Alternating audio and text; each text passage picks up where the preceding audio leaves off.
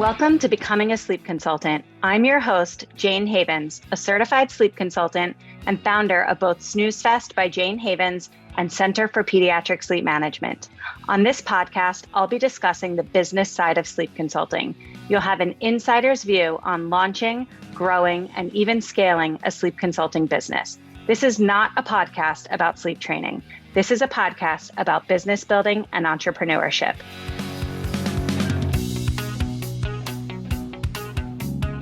In this episode of the Becoming a Sleep Consultant podcast, I sat down with therapist and life coach Anna Marcolin for a conversation about what it actually looks like to grow as an entrepreneur.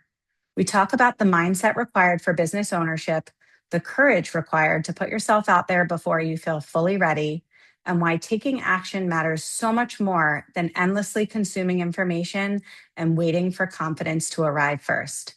This conversation is such a great reminder that confidence is built through action, repetition, failure, resilience, and continuing to show up even when it feels hard. There's so much value packed into this conversation for anyone who's building a business, navigating self-doubt, or trying to figure out how to keep moving forward without waiting to feel perfectly ready first. Anna, welcome to the Becoming a Sleep Consultant podcast. I'm so excited to chat with you today.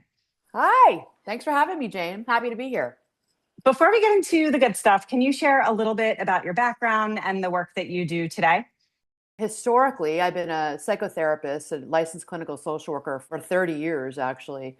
And I've been in private practice for 26 of those 30 years. And about 10 years ago, I sort of shifted from just being a therapist into coaching because I was in a group practice and I shared space with people who were life coaches, executive coaches, and realized in getting to know them that coaching was really not more of my jam, but quite a bit of how I thought and how I was already working with my therapy clients. So about 10 years ago, I made this shift from my practice being just therapy to really half therapy and half life coaching. So that's what I do. I started a podcast in 2019. It's been over 6 years now. It's a Badass Confidence Coach podcast, which is doing very well. Yeah, and I'm also a triathlete. So, sport is a huge part of my life and we'll get into it, but that's a huge part of what informed me and taught me about becoming an entrepreneur because they're aligned in many ways. I know that you're working with really sort of highly functioning women, highly productive, really successful. I'm wondering what patterns you see over and over again in these women who are incredibly capable, and where are they doing well and where are they getting stuck? You're absolutely right. High functioning people who on the outside look like they've got it all together. And, they do have really it all together. And that's why I started my podcast 6 years ago, is because I'd sit across from these clients, these women, and I would think to myself, everyone asks me like, oh, badass confidence coach, is that because you're a badass? I'm like, well, yeah. But really, it came out of my sitting across from women overall the 2+ decades and saying to myself, you're all stressed out. You don't think you have it together. I see you're overwhelmed and you're not managing like great right now. But you're a badass. I mean, I would think it. I'm like, these women are badasses, but they feel so poorly on the inside. So it's a lot of overwhelm. It's a lot of irritability. It's a lot of air quote being in a bad mood, not feeling like we're parenting our kids really as well as we ought to be, we should be. And those are the people that I work with to help them sort of regulate their nervous system and teach them the skills that they need to sort of balance their personal life with their professional life, because they just feel like, I have to do it all. I have to do it all. Well, you can do it all, but you can't do it all at once. That's a big lesson for so many of us women.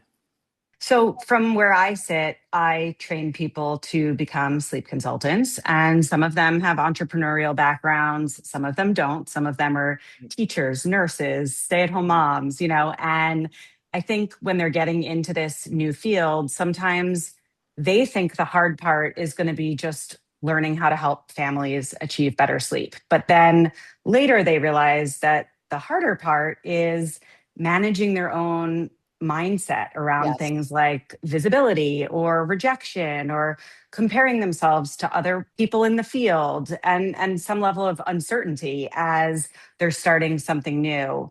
Why do you think entrepreneurship brings up so much emotional discomfort? And do you have any strategies for how to feel better while moving Yes. through this process?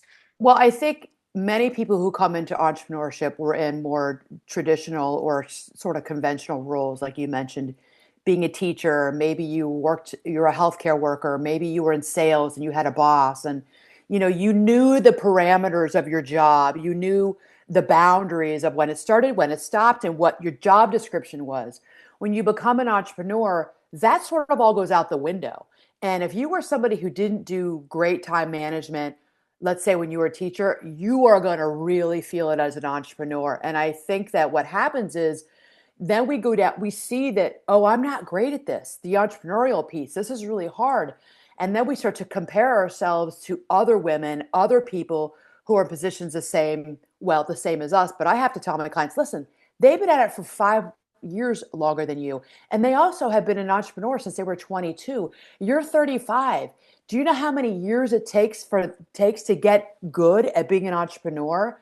And so what I find is that we start to sort of criticize ourselves. I say stop ripping on yourself, because we do the compare and despair, which in cognitive behavioral therapy world, it's a thought distortion. So my clients, and what I would remind them of, or I teach them about for the first time, and then I teach the skills, is you've got, and number one, stop comparing yourself to everyone around you. You have no idea what their story is. You really don't know how long they've been in the game. And I always tell my clients, put your blinders on like a racehorse. We do this with thoroughbreds so that they can't be looking around. Some horses need this, some don't. If you ever have watched the Kentucky Derby, was last weekend, some horses have them on, some don't. Those horses need to stay focused and they need to go straight ahead. And I tell all of my clients who are in the entrepreneurial space, look straight ahead, put your blinders on, stop comparing yourself on Instagram, stop comparing yourself in your women's networking groups and whose fields are aligned with yours, and they're doing this, they're doing, no, that is so not helpful for your thinking and for what you need to be doing to sort of move yourself forward. So that's number one, is stop comparing yourself to everybody else's story. Pay attention to your story. Yeah. So one thing that I see people doing is that they sort of like they get really deep into learning mode. Like, you know, Yes. they take they take my certification, and I think that I do a really great job of setting them up for success, both to be a really good sleep coach, but also to have the tools to be a successful entrepreneur. Right. But they finish the course and then they're like, I still feel like I need to learn more. What Yeah. else should I do? Like, should I take this course? Should I take that course? Should I hire this coach? Should I, and really they get into this loop of like, I got to learn more. I got to get better before I actually get out there and do the work. Um, what are your thoughts on that? Do you think that that's just like a protection, like a strategy to protect Yes. yourself emotionally? Yeah, I'm glad you brought that up. It's pretty common. I did it myself when I was first starting out in coaching. I thought I had a coach. I hired a business coach after I hired somebody to help me move into coaching, and then I had this business coach, and I would say to her, "Oh, I need to take this course. I need to read more about this." And then after a while, many, many, many months of getting to know me, she said, "Anna, you don't need to know any more." I actually had coaches say to me, "You don't need to take this coaching certification course. You're a therapist. You've been doing this for so many years. They're not the same, but a lot of what you." And then I'm like, wait, I learned how to actively listen when I was a freshman in college in my social work major. Like, I learned these things my freshman and sophomore year of college. But I was like, nope, there's got to be more information out there that's going to help me. And you know what it was, Jane? And I think this is for so many of us, we would rather just learn, get all the information rather than be taking action, using behaviors like being afraid and getting on the camera and doing a reel or a story for Instagram or a TikTok, or recording something for your website. We're like, oh my God, like, I don't look good. I'm going to screw up. Like, I'm going to stutter. You might. And that's what I think we all need. And I needed to get my head around. Yes, you might. And you may say, I'm going to fail. I'm going to fail. Okay.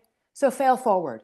We all have. I've done it. You probably have. I have failed so many times. I can't even tell you. And I'm like, oh my God, that was cringy. That was cringy. And I still say to my clients, I still want you to drop that. I still want you to drop that episode. I still want you to put that on your Facebook group. I want you to do it.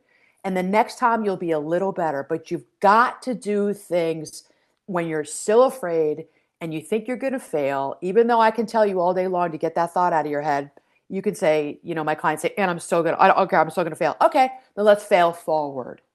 And I Yeah. think that people think if I just get all the knowledge, no. At some point, you have to stop with the knowledge and you've got to start acting. Because what we do is we are indecisive and we're actively inactive. Well, right? Yeah, And that's this isn't video, but I'm over here being like, yes, yes, like being.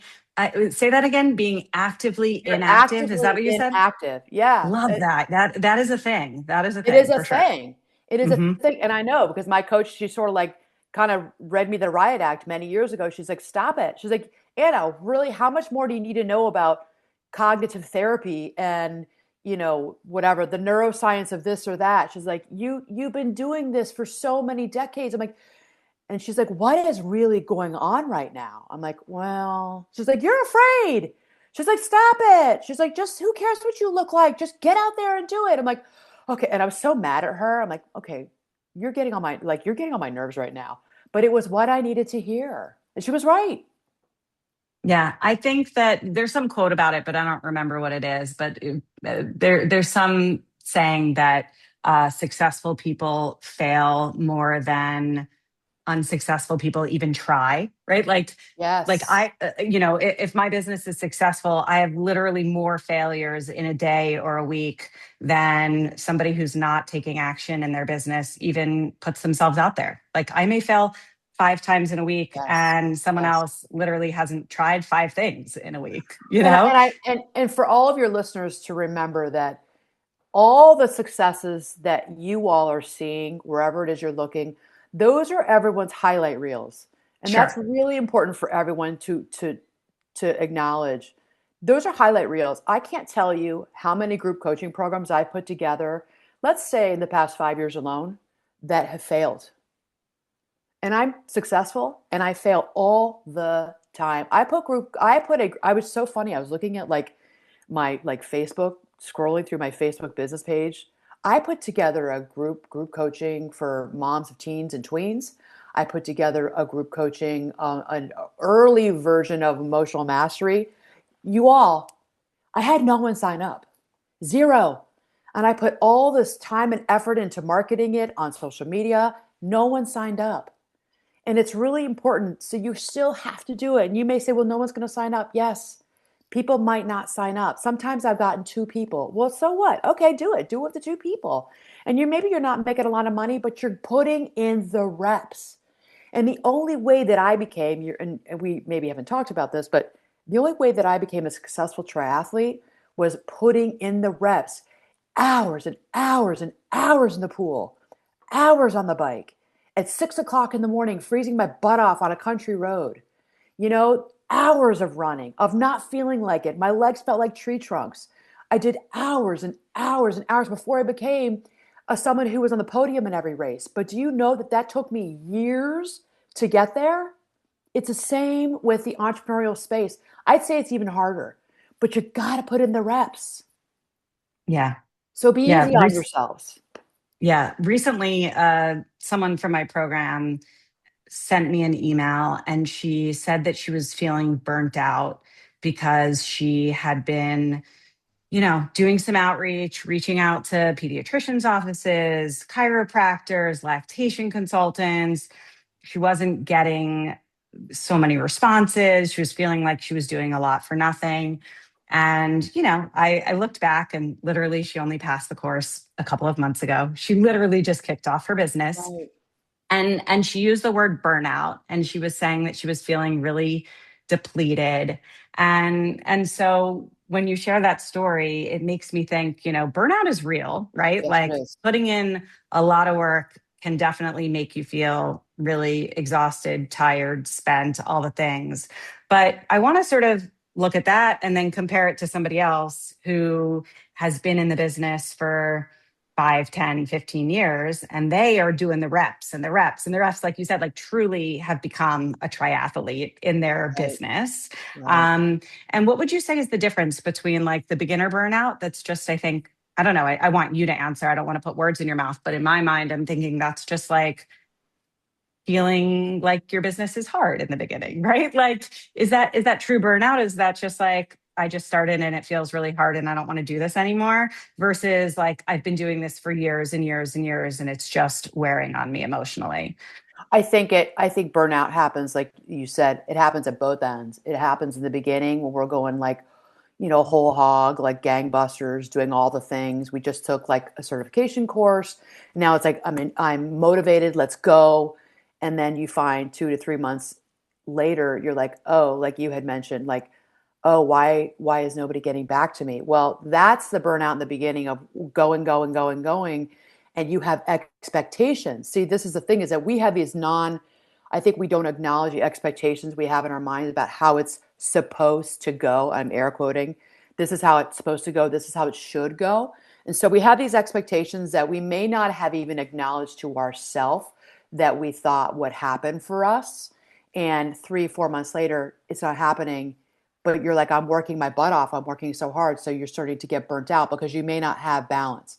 Now, I will say in the entrepreneurial space, I don't think balance is a thing. I actually don't think balance is a thing for most of us in life. We talk about work-life balance. Especially when you're an entrepreneur, you're not going to have work-life balance. When I was in a more, traditional therapeutic role before I started coaching, I worked in healthcare and hospitals, and I worked from 8:30 to 4. And I had balance because at 4 o'clock, I was like, I clocked out, saw my last patient, left and went home. And that my home life was my home life, and work life was my work life.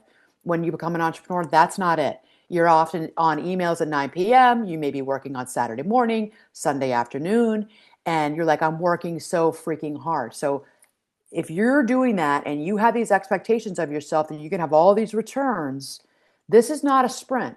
You have to remember, for those of you who started out in the beginning, this is not a sprint, this is a marathon. The people who have been doing it 5, 10, 15 years, they also can get burnt out too. I wouldn't say that they don't have it. They do have burnout. I see that quite a bit as well. I think that the people who are burning out years later, they're actually not taking any breaks. So you don't have balance, and you must take your breaks. You must turn your phone off. You must go away for a weekend and not bring your laptop. You have to do that. If you don't do that 5, 10 years later, you will burn out, and you can be successful. But what happens at that end is that I've reached this level. Now my expectation of myself is that I'm going to go to this next higher level. So you're working, working, working, working really hard. You've got to take your breaks. And even in the beginning, you have to take breaks. But I will not tell you, I cannot guarantee that any of us is going to have balance in our lives. Not as an entrepreneur. You've got to find what works for you. And it's a nuanced question you're asking me, so I can't, it's case by case for every person as to how they find. You've got to have a reprieve.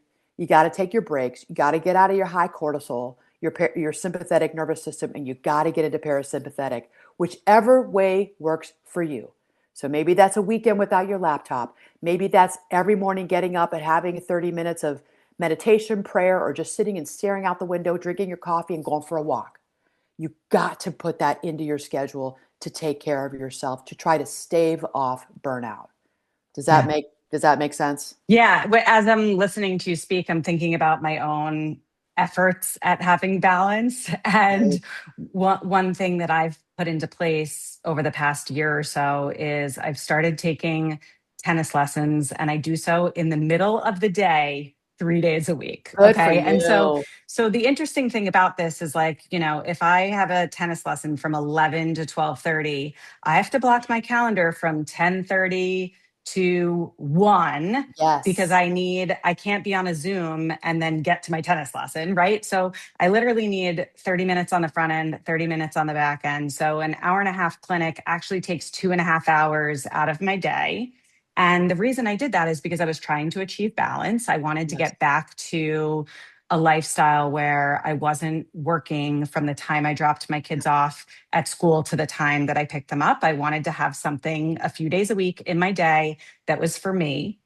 And the interesting thing about balance is that, I put that into place so that I would have balance, but then there are consequences to that because if I'm missing two and a half Yes. hours of my workday in the middle of my day, that means that I feel like I still have more to do when my workday is done. And so that Yes. means my laptop is on my lap in the evenings after I put my kids to bed. Or sometimes I do take calls on the weekends. But, you know, that's like the best that I can do for myself right now. And it Right. feels like usually it feels like it's working. And, one other sort of interesting way that I've helped myself keep the balance is that if I'm really, really busy, I could just not go to tennis. And then I have 2.5 hours open on my calendar because my calendar's blocked off.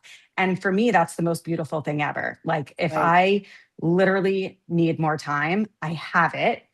I just have to make the choice to use it wisely. And Right. so I don't know, it's sort of what's working for me now. I don't know that it'll work forever, but I did put that into place in an effort to achieve balance, but then also, then the balance is it looks Right. different. It spills out into other areas of, other hours of my day because of the choice that I've made.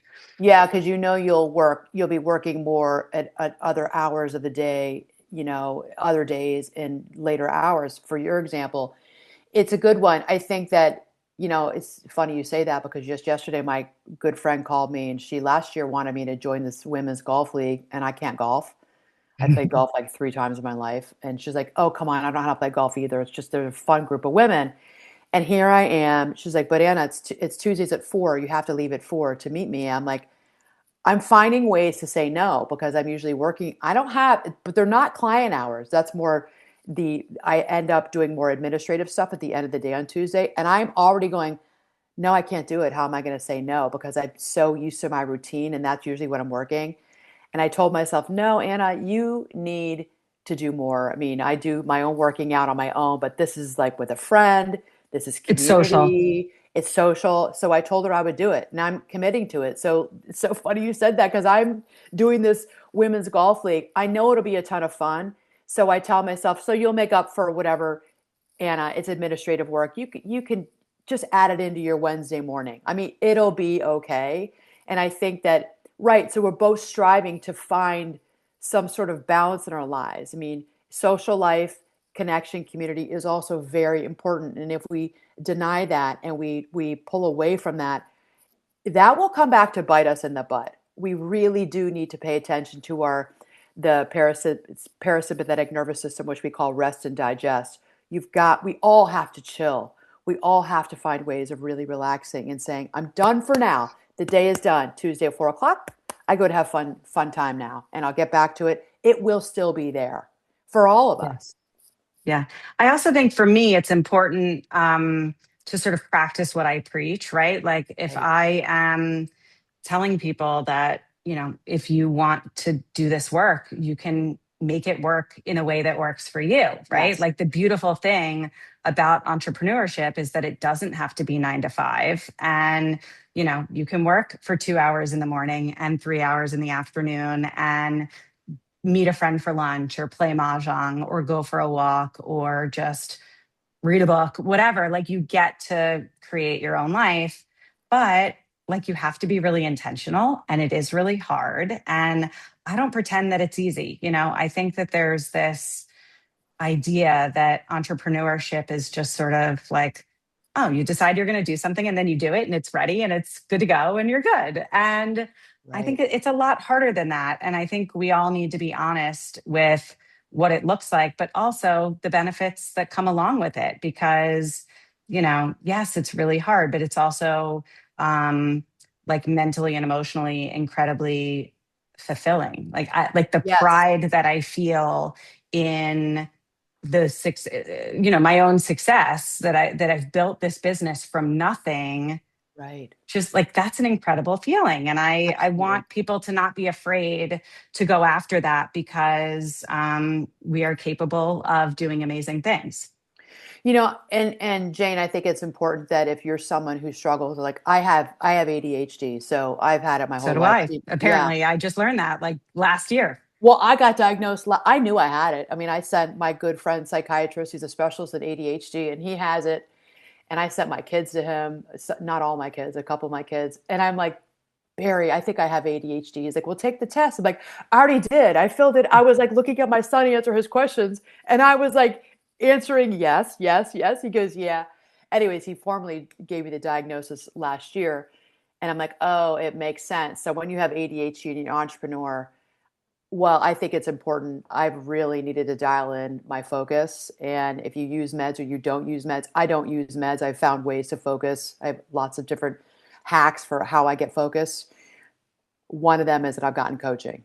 Many of us do need coaching around our coaching business and being an entrepreneur.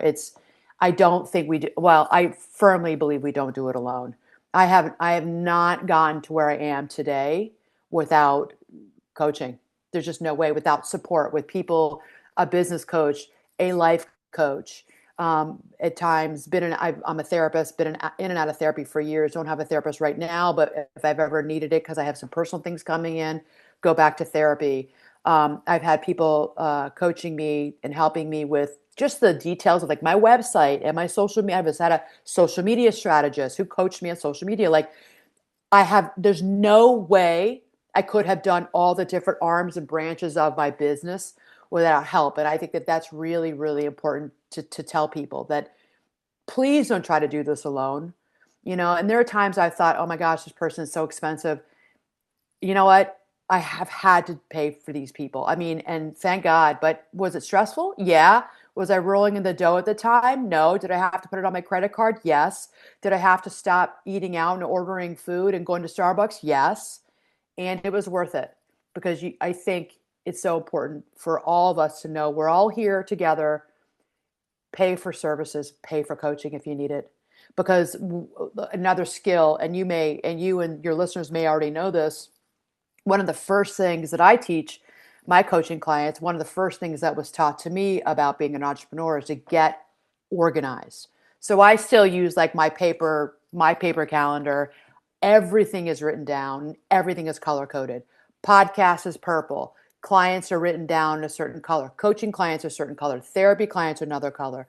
Admin work, team meetings now with my podcast coach.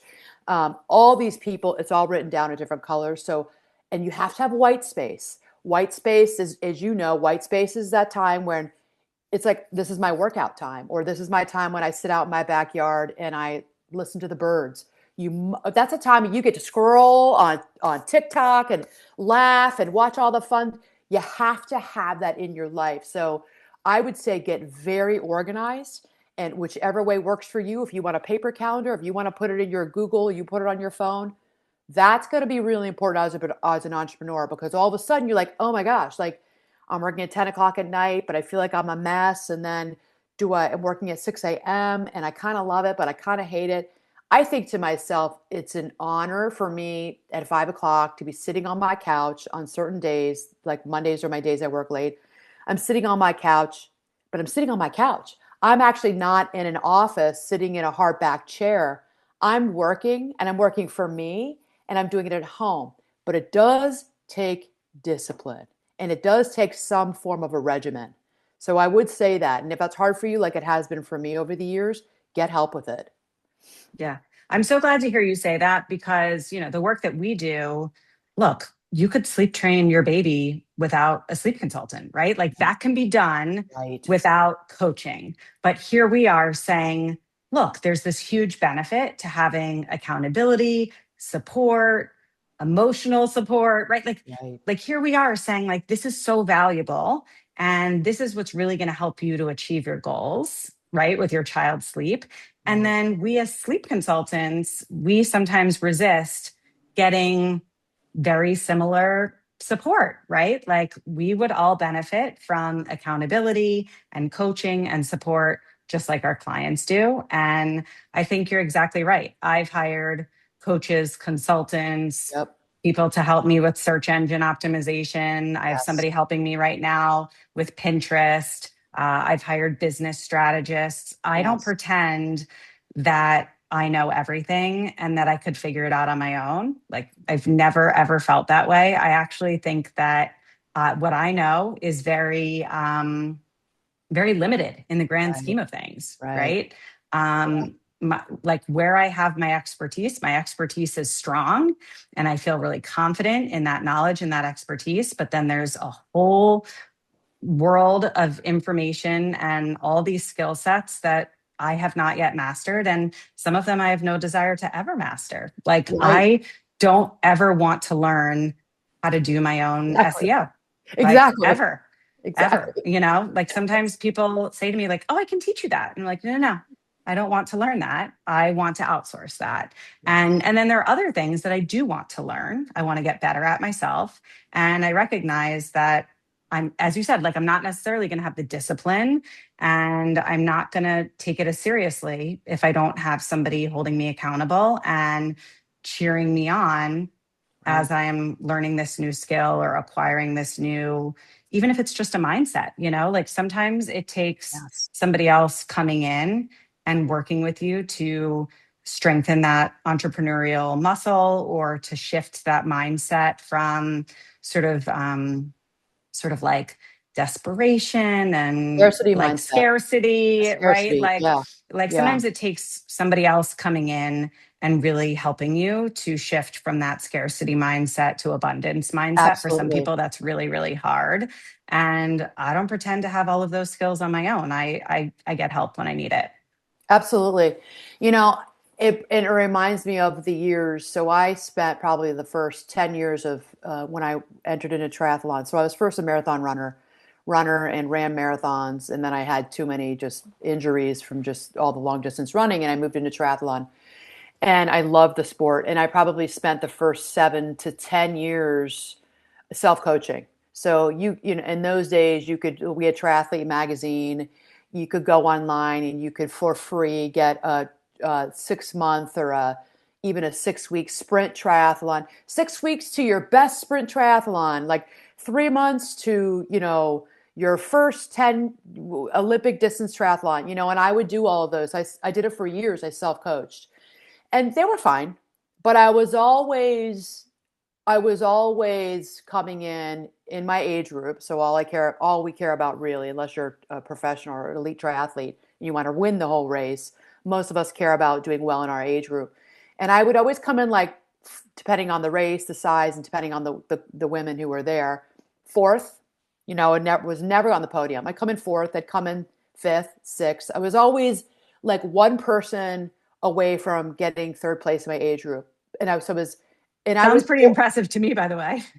yeah, but I was annoyed because I'd put so much time and energy and effort into being a triathlete. Like was at that time probably was maybe, 10 hours a week, and I had, 5 little kids. It was insane. I look back now and I think about how I did it with working and having a husband and kids. But I was like, you know what, Anna, if you're going to put all this time and effort into this, something is not working, because I was self-coaching.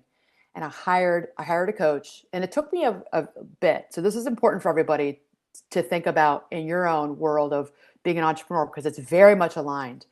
I hired somebody who, it was this massive group coaching. There were like hundreds of people, and there was two guys who coached all of us. And it was really not much different from the self-coaching I was doing. You put in, I think you had to do like a 5K run test. You had to put in your numbers in this little calculator. They said, this is your program. And there was no way to talk to them. There was no way you could like ask them questions. It was terrible. I did that for 6 months, got out of it.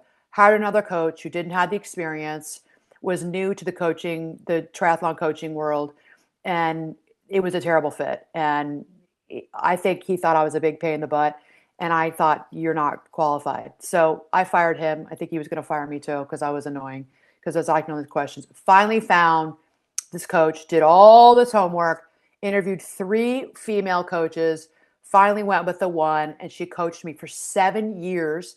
I paid a lot of money for her. In my first year, 2013, it was okay. I did better, but I was working with her. And so I was like coming in still third, fourth, fifth. The second year of working with her, I went to her swim clinics. I did everything she told me to do. So I was coachable. That's important. I was coachable. I did what she told me to do because I'm thinking I'm paying her so much freaking money every month. Jane, I was in the podium almost every race I did after that. Every race, I was either third, second, or first in the podium in my age group. It was, it was badass. But it was because of her. It was because of her, and that I was a good student and I was coachable. I did what she told me to do. I did it. And my goal was to qualify for the half Ironman was my distance, qualify for world championship, Ironman, the half distance. And I did it because of her. If I didn't have her, there is no way I would have gotten where I did in the world of triathlon. It's because of her. So that's why I cannot underscore enough to all of your listeners the importance of being coached. It's the exact same in the entrepreneurial space. I would not be where I am today without my life coaches and my business coaches helping me get to where I am, telling me, stop the way you're thinking, get up and go right now. You know how to do this, Anna.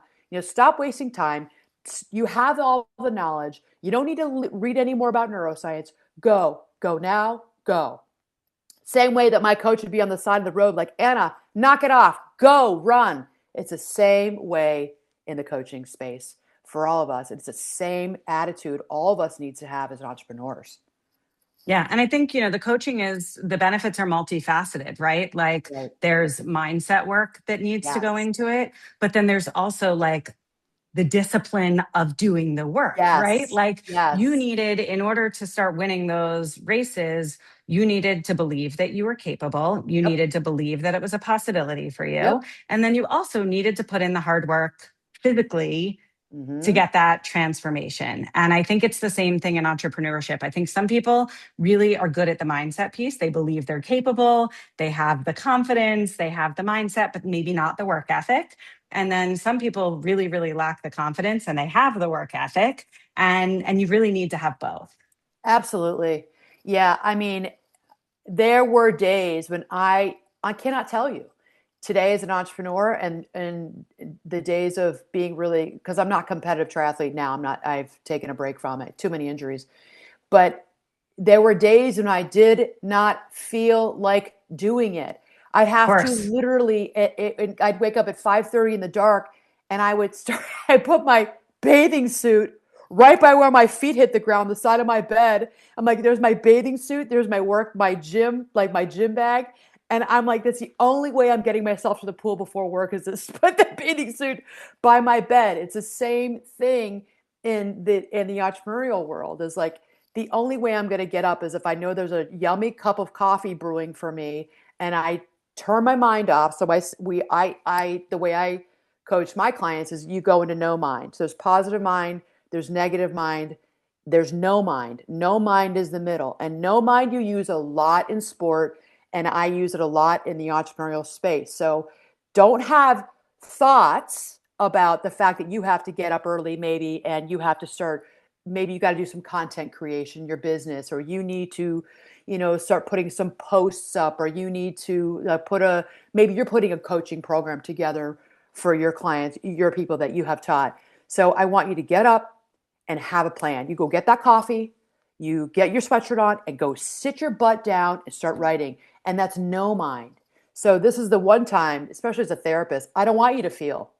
So I don't want you to be all positive, la, la, la, because it's not positive. Let's not be toxically positive here. And let's not be negative. Let's be in the neutral. It's no mind. And that my triathlon coach taught me. And that is the only way that I got to the pool at 6 a.m. That's the only way that I was doing a 45-minute run at 6 o'clock at night after I'd seen clients all day. Was I'm like, Anna, get it done. And that's what I did. So I hope that that's helpful to your people, because that's been so helpful to me over the years. Yeah, I'm already like my mind is churning, thinking about ways that I can get into that no mind zone in certain areas of my day. So I actually really appreciate that. Before we wrap up, why don't you share a little bit about where people can learn more from you if they'd like to connect with you? And Yeah. yeah, so share whatever Yes. you'd like to share. Yeah, so I'm on TikTok and Instagram at Ask Anna Marcolin. My website's annamarcolin.com. I'm all over really social media, and then you can find me on Facebook, Anna Marcolin Coaching and Counseling. And you can always, my website, you can find me, Anna Marcolin. You can email me, hello at Anna Marcolin. I'm pretty easy to find if you want to reach out and connect in some way. Thanks for Well, having me it on. was, yeah, Yeah. anytime. I'm so glad that we connected, and I really appreciate you taking the time to share your zone of genius with my audience. And we'll have to do it again soon. Thanks for having me, Jane. This was a great conversation. Thank you so much for listening to this episode of the Becoming a Sleep Consultant podcast.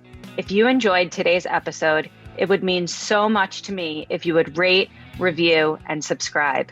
When you rate, review, and subscribe, this helps the podcast reach a greater audience. I am so grateful for your support. If you would like to learn